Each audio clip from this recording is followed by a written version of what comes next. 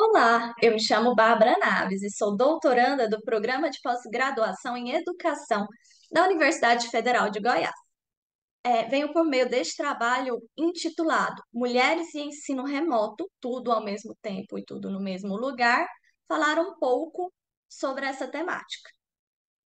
A divisão sexual do trabalho, ela coopera para a opressão das mulheres. Ela não é uma divisão natural de cooperação entre os gêneros, muito menos se baseia numa constituição inata e imutável. Na sociedade capitalista, o trabalho produtivo geralmente é associado ao homem e é valorizado financeiramente, socialmente. Já o trabalho reprodutivo, associado à mulher, ao âmbito privado, é invisibilizado e não valorizado, tido até mesmo como não trabalho. O IBGE 2023 aponta que as mulheres se dedicaram 9,6 horas por semana a mais que os homens no serviço doméstico ou no cuidado de pessoas. E destacaram que, mesmo entre os sujeitos que trabalham no mercado formal de trabalho, as mulheres ainda se dedicam mais a esses afazeres do que os homens. A confusão entre trabalho dentro e fora de casa, externo e privado, se torna ainda maior em tempos de pandemia, com o isolamento social, com os trabalhos a nível remoto. Essa não separação do trabalho externo, produtivo e reprodutivo pode ter afetado algumas professoras de diversas instituições e níveis de ensino. Para investigar essa temática, muitos artigos abordaram sobre essa temática. Nesse sentido, o recorte desse trabalho que eu estou apresentando para vocês vai ser na compreensão dos artigos elaborados sobre a experiência de professoras durante o ensino remoto. Busco compreender as pesquisas produzidas sobre este momento em que a casa dessas mulheres se tornaram, em sua sala de aula, suas redes sociais privadas no fórum para responderem dúvidas para os alunos. Por isso, esse trabalho se questiona o seguinte: quais as consequências do ensino remoto às professoras apontadas nos estudos sobre a temática? Para abordar um pouco melhor isso, para fazer a análise desses artigos encontrados, considerando que busca-se produzir uma revisão teórico-bibliográfica desses estudos, nós fizemos a análise conforme a base teórica das autoras. Paula Tabet, 2014, com o conceito de subequipamento da mulher, e Helena Irata, 2009, com o conceito de bipolarização dos empregos femininos.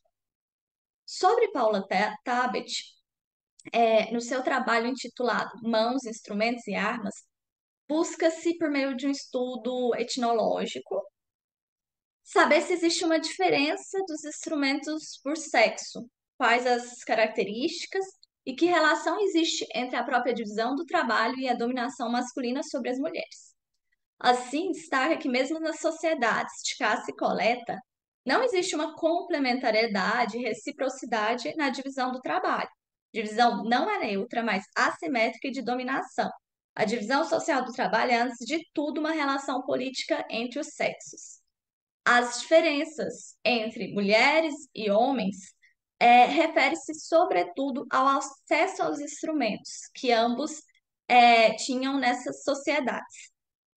E essa diferença de acesso a instrumentos se deu por um controle masculino que excluiu a mulher desse acesso, as mulheres desse acesso. Assim, gerou-se uma distância tecnológica para o trabalho executado por homens e por mulheres. Essa distância tecnológica, quanto mais havia aprimoramento tecnológico, maior maior era essa distância. Quanto mais se aprimoravam os meios tecnológicos, menos tempo os homens gastavam com seu trabalho e as mulheres permaneciam com instrumentos rudimentares em trabalhos repetitivos e constantes. Ou seja, a exploração da mulher se dá pela expropriação de seu tempo livre. Já quando a gente vai para o trabalho de Helena Irata, ela investiga mais especificamente como as mulheres atuam no mercado de trabalho vinculado ao contexto neoliberal. é perceptível como a função de dona de casa ainda é atribuída muito mais às mulheres, e aqueles trabalhos que são socialmente considerados como femininos são mais precarizados do que trabalhos que teoricamente não têm essa consideração de um trabalho feminino. Helena Irata, ela aponta ainda para uma bipolarização dos empregos femininos causados por essas questões de não valorização social de certos tipos de trabalho. Então, quando a gente vai analisar essa questão dessas diferenças de gênero, também é necessário analisar outros fatores, como fatores raciais e fatores de classe social. Na bipolarização dos empregos, existe um polo constituído por mulheres executivas em profissões intelectuais valorizadas socialmente, que acabam por se feminizar, por ser ocupado por uma mulher, e um outro polo de mulheres que ocupam funções socialmente já historicamente definidas como femininas, atribuídas ao cuidado, à manutenção da limpeza e outros, e que já são subvalorizados. Nesse sentido, quando a gente está falando do trabalho das professoras, a gente precisa entender que há uma diferença em termos de valorização social do ensino básico, que refere-se ao cuidado de crianças e geralmente já é considerado uma profissão feminina, historicamente falando, e o outro polo um pouco mais privilegiado de professoras universitárias. Então, quando a gente está aqui falando sobre esse trabalho de professoras, é importante destacar que existem diferenças referentes à classe e questões raciais também que não podem vir dissociadas nessa discussão. Desse modo, há desigualdades e antagonismos mesmo dentro de uma mesma categoria referente ao gênero, embora um homem dentro dessa mesma categoria tenha muitos mais privilégios que as mulheres. É, Helena Irata ainda aponta que muitas vezes, quando referido ao homem, em discursos referentes a trabalho, a esse âmbito mais profissional, sempre é apontado as referências vinculadas a qualificações profissionais dos homens. E geralmente, quando se diz da mulher, o foco muito maior em suas qualidades consideradas inatas. Então, quando se vai falar do profissional homem, geralmente se atribui qualificações profissionais. E a mulher, qualidades, como ela é calma, paciente ou outras questões do tipo. A pesquisa realizada, então, essa pesquisa especificamente que eu estou falando, ela foi realizada na base dos periódicos da CAPES, com acesso da Comunidade Acadêmica Federada da Universidade Federal de Goiás.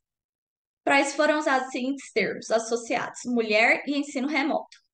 A pesquisa foi recortada nos anos de 2020 e 2022, pensando num recorte posterior à pandemia. 7 artigos foram encontrados, 2 em 2020, que esses 2 trabalhos têm como principal temática o cotidiano de mulheres, são autorrelatos, principalmente de pesquisadoras, docentes e mães. 2 trabalhos foram encontrados em 2021. Esses trabalhos já possuem algumas metodologias vinculadas a questionários e outras coisas, e buscam compreender, sobretudo, a articulação entre vida privada, pessoal, profissional. E em 2022 foram encontrados 3 artigos que buscam investigar essa relação. A maior parte dos artigos investigam professoras que também são mães. Isso é um dado importante porque a própria questão da maternidade influencia muito nessa questão do tempo que é necessário dedicar-se a isso e como isso é uma atribuição historicamente definida como feminina e não masculina. Um trabalho específico também é uma pesquisa de 2022, Stanf, Souza e Silva. Eles realizaram uma pesquisa bibliográfica que eles pesquisaram nos Fizeram uma análise de imagens do Google ao pesquisar professora e professor e pandemia. E sempre que eles encontraram figuras femininas de mulheres, essas figuras eram estressadas, sobrecarregadas, passavam essa imagem. E quando encontradas figuras de homens na docência, eram imagens de equilíbrio e tranquilidade. Então, mostra como o imaginário social também perspassa essa temática. Os, as unidades de análise encontrada nessa pesquisa são sobrecarga de funções das mulheres professoras, as consequências subjetivas dessa sobrecarga e a necessidade e as dificuldades de adaptação às tecnologias durante o ensino remoto. Destaca-se que todas essas pesquisas foram produzidas por mulheres, apenas um dos artigos, Arruda e Nascimento, possui um homem que é autor, escritor homem, e essa produção científica é relevante por dar voz às mulheres silenciadas por tanto tempo, e esse silenciamento, inclusive, é tema de alguns artigos. Os resultados foram: todos os artigos apontam longas horas de trabalho, carga horária excessiva, trabalhos ao fim de semana, sobreposição de trabalho, cuidados da casa.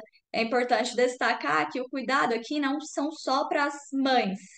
Um dos artigos apontam como mulheres solteiras também são vinculadas ao cuidado, ao cuidar, por exemplo, de familiares doentes. A pandemia representou para essas mulheres, segundo esses trabalhos, redução do tempo livre, do lazer, do autocuidado, possível ver essa expropriação do tempo livre de Paula Tabet, o trabalho emocional invisibilizado na docência, quando dedicam uma atenção quase individual aos alunos. Além disso, foi possível perceber nesses artigos que as mulheres que atuam no mercado de trabalho ainda sofrem ambivalência entre a suposta independência do trabalho remunerado e o sofrimento e exaustão pela sobrecarga de trabalho. Então, exaustão, sobrecarga, culpa, o fato de que as mulheres no ensino remoto sempre são interrompidas pela questão do cuidado e de outras atividades da casa. E, além disso, a culpabilização do professor que realiza suas atividades, mas não realiza como gostaria, internalizam essa culpa. Só que essa culpa é fruto da responsabilização individual das professoras por uma função que também deveria caber ao Estado, que é essa função do cuidado também ter que ser vinculada ao Estado. E essa capacitação dos professores, investimento, proporcionar o tempo necessário para esse trabalho. Por fim, tem uma questão que eu gostaria muito de destacar, que Bittencourt e Castro, 2020, e França, Goldinho, Padilha, Vicente, Amâncio e Fernandes, 2021, apontam para uma assimetria de gênero na produção científica, com queda de submissão de artigos e publicações por parte das mulheres no período da pandemia. E aí é possível perceber como a sobrecarga de trabalho influencia na própria meritocracia acadêmica. Por fim, quando a questão da adaptação à tecnologia, quando o trabalho docente passa a exigir apropriação de recursos tecnológicos, mas esses recursos e capacitação são exigidos mais a nível individual do que proporcionados por políticas públicas, eu me questiono se há um aumento da desigualdade entre gêneros diante dessa situação, pensando a própria questão do subequipamento destacado por Paula Tati e a necessidade de preparação, planejamento, acesso e o próprio destaque que alguns artigos deram para a uberização do trabalho docente.